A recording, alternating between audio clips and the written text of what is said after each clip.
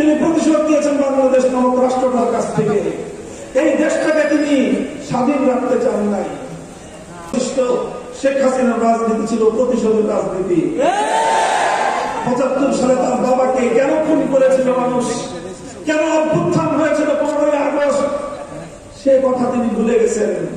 ৩০,০০০ মায়ের বুক খালি করেছিল বাকশালীরা। বাংলাদেশের মুক্তিযুদ্ধে মানুষ মারা নাই।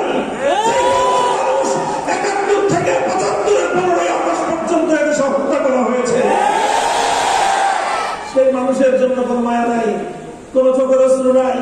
সব চোখের অশ্রু শুধু 15ই আগস্টের জন্য। এই বৈষম্য ভালো না।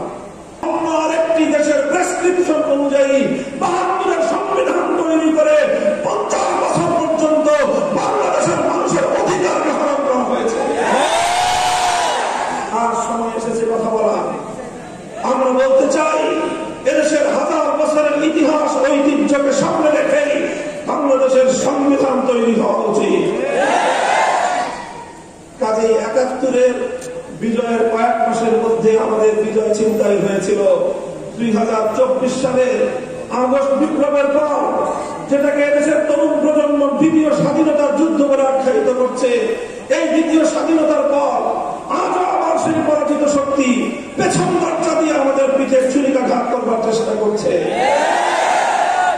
আমরা শান্তির জয়গান গাইছি, আমরা সম্প্রীতির কথা বলছি, আমরা ক্ষমার কথা বলছি, অথচ গতকালকেও গোপালগঞ্জে বিরোধী দলের নেতা কর্মীদের উপর হামলা চালিয়ে আওয়ামী ফ্যাসিবাদী স্বৈরাচারী দুঃশাসনের শক্তি এখনো আমাদের ভাইদেরকে হত্যা করছে।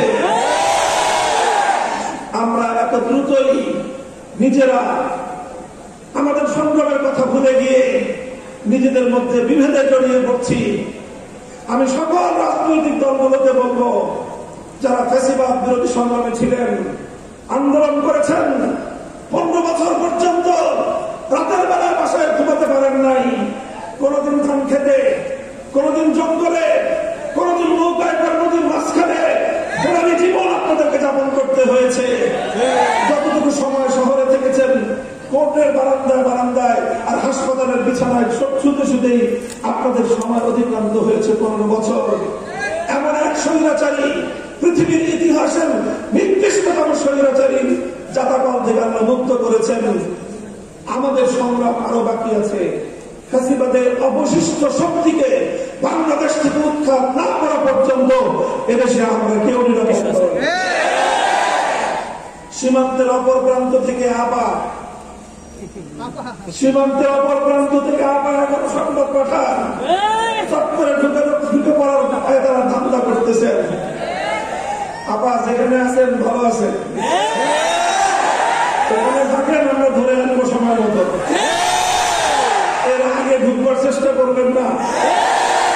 এদেশের মানুষের কবলে পড়লে কত ধানে কত চাল হবে হিসাবটা বুঝে পাবেন। যে সকল মানুষ নিরীহ নিরপরাধ নারী শিশু 15ই আগস্টে নিহত হয়েছেন, তাদের জন্য আমরা সমবেদনা প্রকাশ করি। কিন্তু শুধু নিহত তারাই হন নাই, তাদের রক্তের যেমন দাম আছে, ওই 30,000 মায়ের চোখের অশ্রুর কোনো মূল্য নাই। যাদের সন্তানদেরকে, তাগড়া যুবকদেরকে তুলে নিয়ে গিয়ে আপনার বাবা হত্যা করেছিল, সিরাজ শিকদারদের জীবনের কোনো মূল্য ছিল না। যাই হোক, পুরাতন হিসাব, ওই হিসাবে আমি যেতে চাই না। 15ই আগস্ট এই অভ্যুত্থানের পর শেখ হাসিনা আন্তর্জাতিক গণমাধ্যমে বলেছিলেন, যে জাতি তার বাবাকে খুন করেছে, হত্যা করেছে, তিনি সেই জাতির কাছ থেকে প্রতিশোধ গ্রহণ করবেন। এই ঘোষণার পর 1975-এর 15ই আগস্ট থেকে 2024-এর 5ই আগস্ট, এই 50 বছর শেখ হাসিনা বাংলাদেশে রাজনীতি করেছেন। শেখ হাসিনার এই রাজনীতিটা ছিল প্রতিশোধ গ্রহণের রাজনীতি।